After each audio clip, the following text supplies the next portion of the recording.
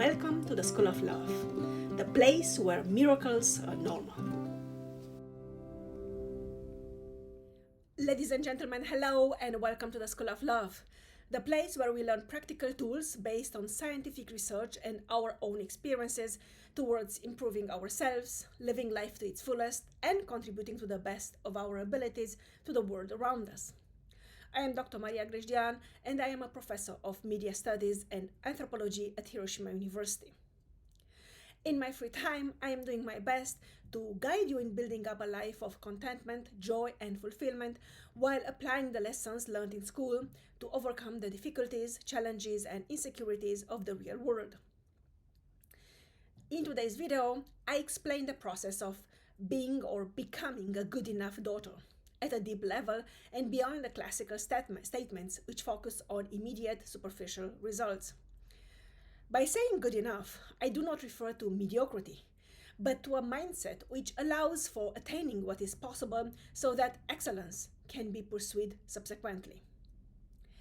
In this video, I start with a definition of what it means to be good enough as an active process of learning and becoming, and with some signs to identify whether you practice the pursuit of good enough as a prerequisite for striving for excellence or not. Then I'll describe 10 guidelines on starting to practice deep, active, good enough daughterhood with kindness and compassion. But now, first things first, that is two important disclaimers. The first disclaimer serves to strongly emphasize the fact that this YouTube channel, The School of Love, is not part of my educational and research activities at Hiroshima University.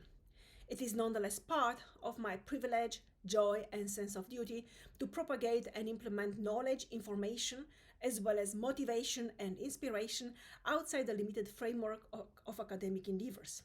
Together, we can build up a better tomorrow for as many of us as possible. The second disclaimer relates to the fact that I am a trained musician and musicologist, not a psychologist, therapist, or counselor. The ideas I am sharing in my videos reflect my deep-going preoccupation with life, my own life and the life of other people, and express the results of my experiences, research, and, for better or for worse, my failures, as well as my recovery from those failures, recovery which is still ongoing. The ideas expressed in the videos on this channel named The School of Love cannot and may not and must not replace the consultation with specialists in whichever areas of your life you might have questions or you might struggle with. If you are new to the channel, at this moment I would like to ask you to please consider subscribing, sharing, liking, commenting. Thank you very, very much. This helps us not only with that mysterious algorithm, which seems to dominate the YouTube galaxy, but also with contributing to the expansion of the community of humans doing their best to impact positively the world and those around them by discovering their authentic selves and living life wholeheartedly. Thanks again. And now back to today's topic, which is how to be a good enough daughter. I still have a video on this channel somewhere about how to be a good enough daughter and sister, but recent events prompted me to think about how different it is actually, particularly when one grows up, to be a daughter and a sister, and also observing my daughter being a daughter to myself and a sister to her brother. And this made me think of making a video separated on these topics. So first of all, I will talk about what do I mean by this good enough or good enoughness. It's not that I'm promoting mediocrity, of course not. Although maybe under some circumstances mediocrity is a good existential choice.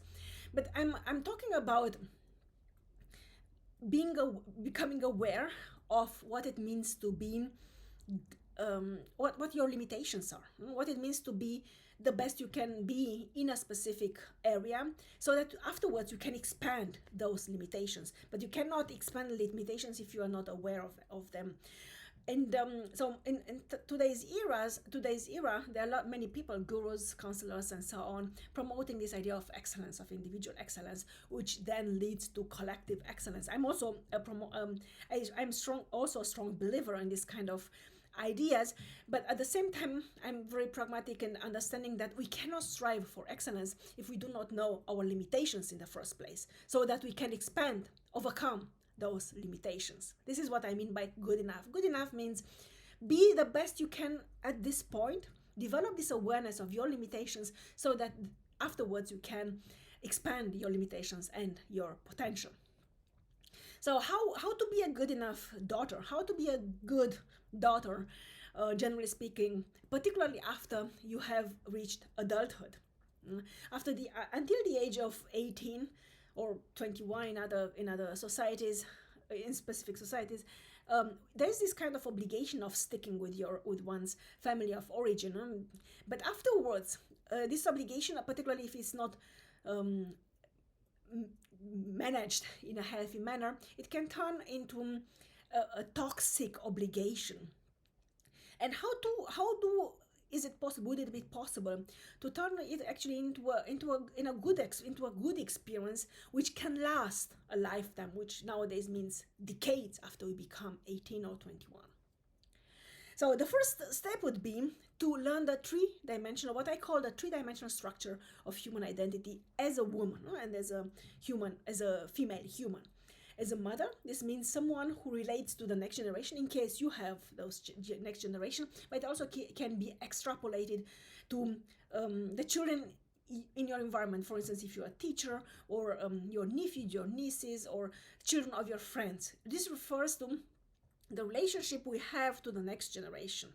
Then, as a woman, self-aware of her own sexuality, this refers to the intimate relationship to a partner, regardless of gender, regardless of marital status or social status, or if you do not have a partner, this can fall apart, or maybe you want a partner. And the third dimension is to be a sister, daughter, and a citizen. So it relates to the larger scheme of things, where you're not in the direct interaction with the next generation, or with an immediate partner, with an intimate partner, but actually to the society at large, and how you relate to that society and how you contribute to that over individual social structure.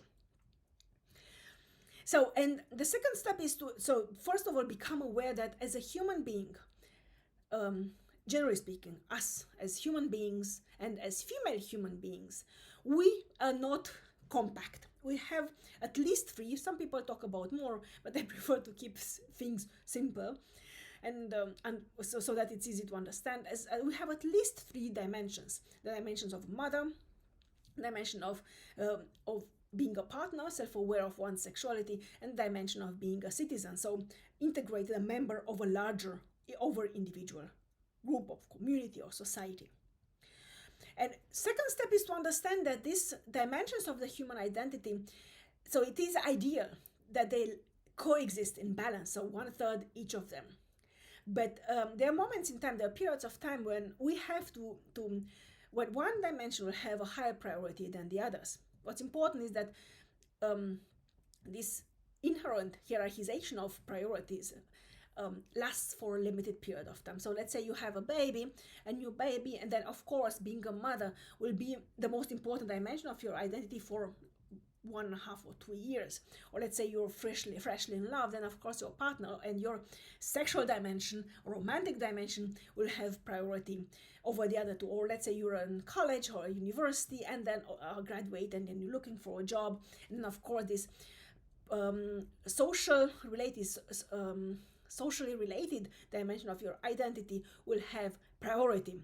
What's important is that to understand that there must be temporarily limited, because if one dimension takes over the other two dimensions for an extended period of time, then there will be in time we will develop a distorted sense of self, which is never healthy, which always leads to some sort of problems down the line. So what we call nowadays mental health problems, but they actually result from this lack of balance between the various dimensions of our own self.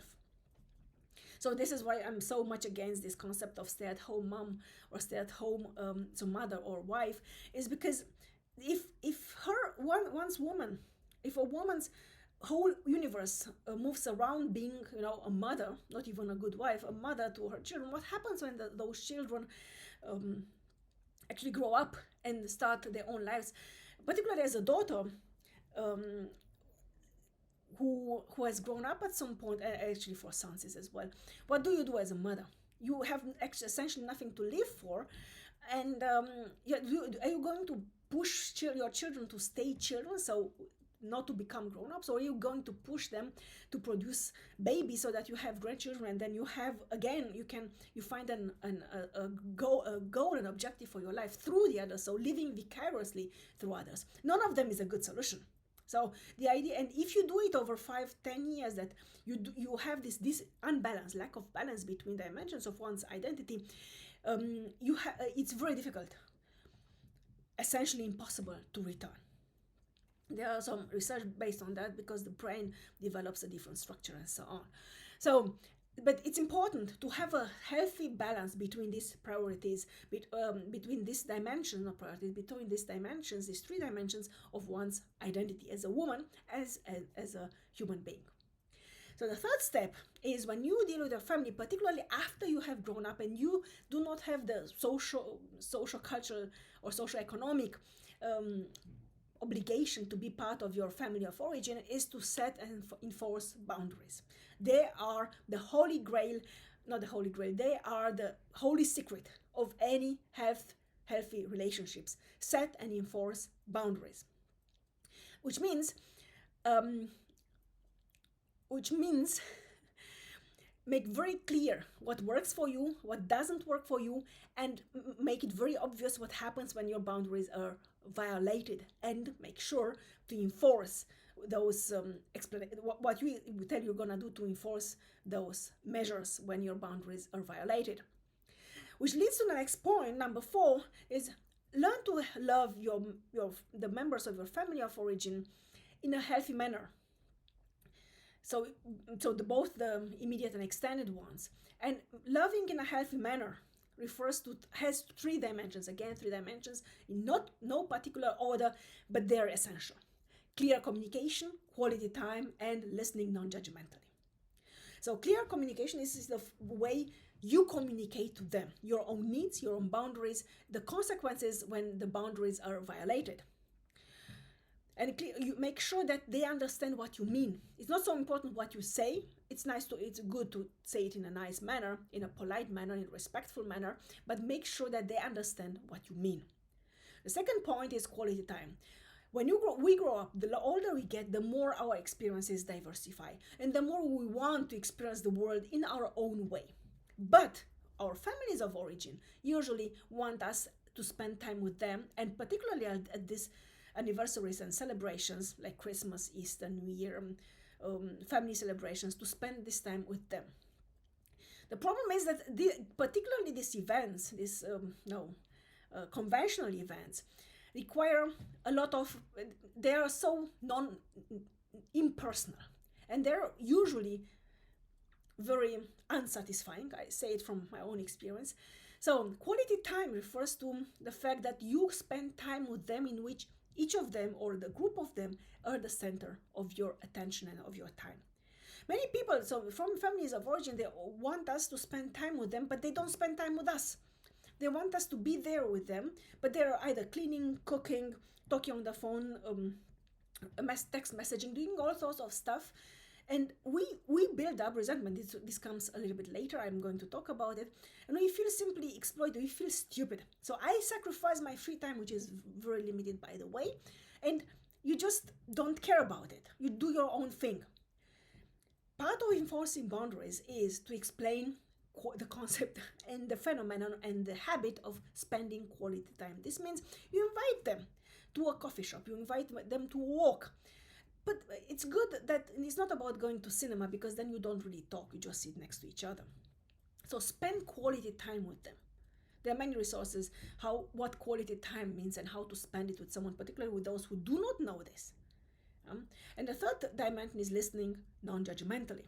So this connects with clear communication. So listening when we are in families. In family, usually we know each other very well. We know our weak points, we know our good points, we know our triggers, and we don't really listen to each other. I listen just to give you a feedback, to give you a response, and it's very often, even if we love them, it's not so much about them and what they are saying and probably their need for connection as it is about us giving a feedback and showing that we know.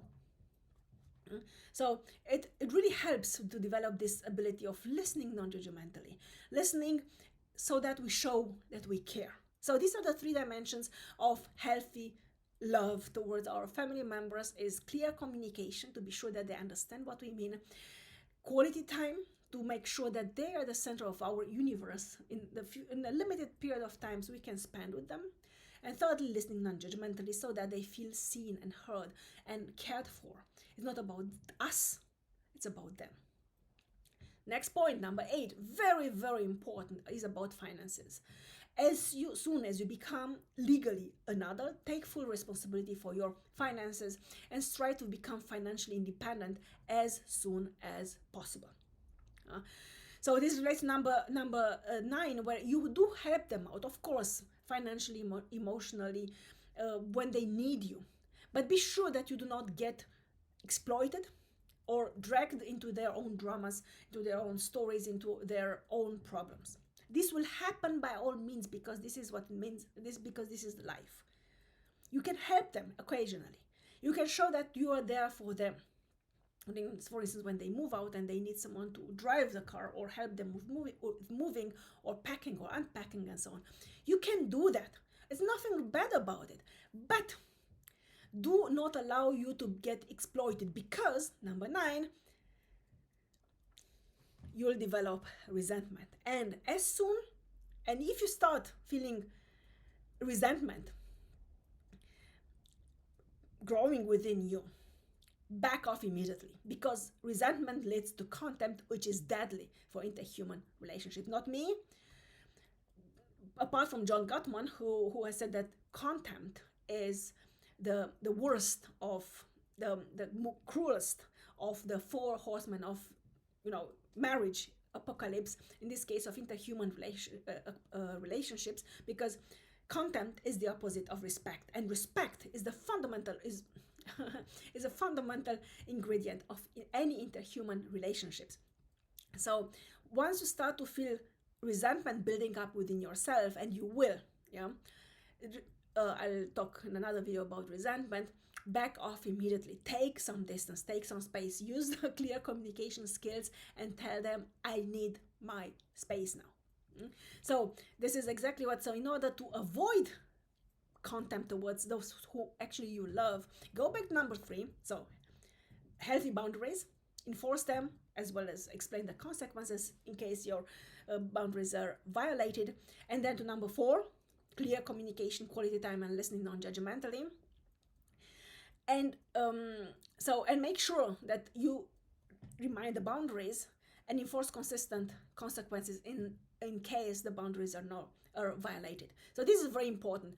In order to have a healthy relationship with your family of origin, as soon as you grow up, as soon after becoming an adult, you have to make sure that you develop in your own world. It might mean that you spend time, you still live with them still. It's necessary to have your own space. Otherwise, you will get in time suffocated, because parents have usually a very, very difficult time letting go of their grown-up children, and see them as grown-ups. And well, I have a bonus, because while writing this script, I couldn't insert this number 11. I couldn't insert it in among the 10 rules, and I find them very, very important.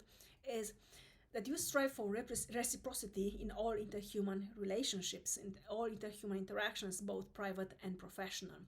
And this refers to the family of origin as well.